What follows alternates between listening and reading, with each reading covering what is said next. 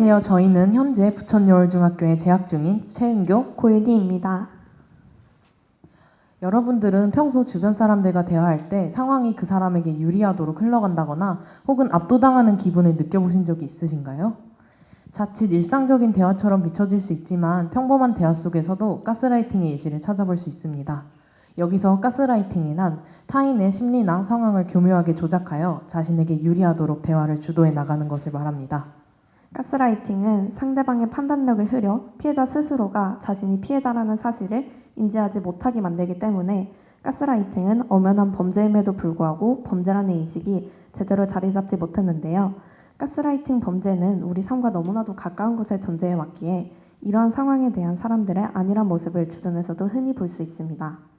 이러한 사전학습 과정과 사회의 한 부분의 이를 적용하고 사고하는 과정에서 사람들은 왜 타인의 간섭과 통제에 관대한가에 대해 더욱 궁금해졌습니다. 그렇게 저희는 가스라이팅을 탐구 주제로 정하게 되었습니다. 저희는 이 주제로 온라인 구글 폼 설문지를 이용해 총 100명의 학생들을 대상으로 설문을 진행했습니다. 첫 번째 과정에서 가스라이팅이라는 단어 혹은 그 의미를 어느 정도 알고 있는지에 대해 설문을 진행했고, 이는 학생들의 인식 정도를 파악하기 위한 과정입니다. 두 번째 과정에서는 1차적으로 가스라이팅 피해 혹은 가해 경험 유무를 묻는 설문을 진행했습니다. 1차 설문 진행 후에 가스라이팅 피해, 가해 자가진단을 통해 학생들이 몇 개의 항목에 동의했는지 알아봤습니다. 이는 학생들의 경험 정도를 파악하기 위한 과정으로 이를 통해 진단 전 응답과 진단 후 응답의 차이를 찾아보고자 했습니다. 먼저 학생들의 가스라이팅 인식 정도를 파악하는 1번 질문 과정에서 가스라이팅 혹은 심리적 지배라는 단어를 들어본 적 있냐는 질문에 67%의 다수 응답자는 알고 있다고 응답했고 들어본 경험만 있다고 응답한 학생은 24%였습니다. 이 그래프만 봤을 땐 학생들은 가스라이팅에 대해 꽤 잘 알고 있는 것 같아 보이지만 가스라이팅 혹은 심리적 지배라는 단어의 의미를 얼마나 알고 있는지에 관한 그래프를 보면 가스라이팅의 정의를 정확히 인지하고 있는 학생은 36%, 모르는 학생은 49%로 가장 높은 수치를 기록했습니다. 아하, 이를 통해 대부분의 학생들이 가스라이팅이라는 단어를 어느 정도 알고 있거나 들어보긴 했지만 정확한 뜻은 모르고 있던 것을 알 수 있겠군요. 다음으로는 가스라이팅에 대한 학생들의 경험 정도를 파악하는 단계입니다. 한국데이트폭력연구소에 기반한 가스라이팅 피해 자가진단과 가해 자가진단을 100명의 익명 학생들을 대상으로 진행했습니다. 1차로 먼저 학생들의 경험 유무에 대해 물었습니다. 경험을 해봤다고 응답한 학생은 21%, 그렇지 않은 학생은 35%였습니다. 다음은 1차 설문을 진행한 학생들이 피해, 가해 자가진단에서 한 번이라도 들어보거나 말해본 경험이 있는 항목을 선택하는 단계로 이 과정에서 1차 설문에서의 응답과 자가진단 후의 응답이 어떻게 달라졌을지 예상할 수 있습니다.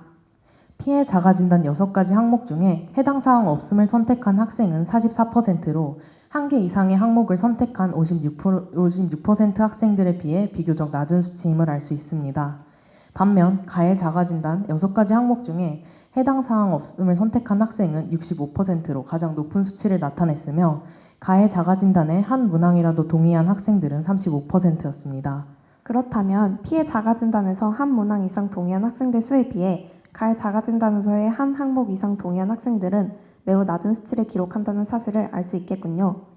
진단 전 피해, 가해 경험이 있다고 응답한 학생은 21%, 진단 후 피해, 가해 경험이 있다고 응답한 학생은 전체의 45%로 진단 전 설문을 진행했을 때보다 경험했다고 응답한 학생의 수가 약 24%포인트 정도가 증가했다고 볼 수 있습니다. 학생들의 경험 정도를 파악하는 두 번째 단계에서 그냥 경험 유무를 물어봤을 때와 자가진단 항목들을 제시해줬을 때 응답이 다른 것으로 보아 진단 전까지 학생들은 어떤 경우가 가스라이팅인지 제대로 인지하지 못하고 있었던 것으로 예상됩니다. 이를 통해 학생들의 피해, 가해 경험은 주변에서도 흔하게 일어날 수 있다고 예상됩니다. 또한 가해 자가진단 그래프와 피해 자가진단 그래프를 비교했을 때 피해 정도보다 직접적인 학생들의 가해 경험 정도는 낮은 편이란 것을 알 수 있겠네요. 그렇다면 가스라이팅의 인식을 개선하고 더 많은 사람들에게 알리기 위해선 어떠한 방법들과 노력이 필요할까요? 첫 번째로는 예방 관련 교육을 실시하는 것입니다. 아직 가스라이팅이 범죄라는 인식은 현저히 낮은 편이라 누가 당하고 행하더라도 제대로 된 대처를 할 수 없을 것입니다.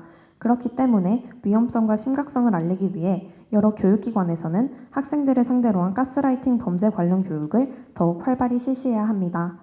두 번째 방법은 가스라이팅 범죄 관련 법률 강화입니다. 이에 관련한 법률은 현재에도 명확히 존재하고 있는데요. 하지만 수사도 처벌도 어려운 탓에 타방을 향한 일방의 폭언, 모욕적 발언, 더 나아가 결코 용인되어서는 안 될 협박, 폭행 등의 명백한 범죄를 제대로 처벌할 수 없습니다. 그래서 저희는 관련 법률을 강화시키고 범죄 수사 및 대응 조치, 제도 보완에 힘써야 한다고 생각합니다. 맞습니다. 설문에서 증명된 것처럼 가스라이팅 범죄는 주변 곳곳에서 흔히 일어날 수 있습니다.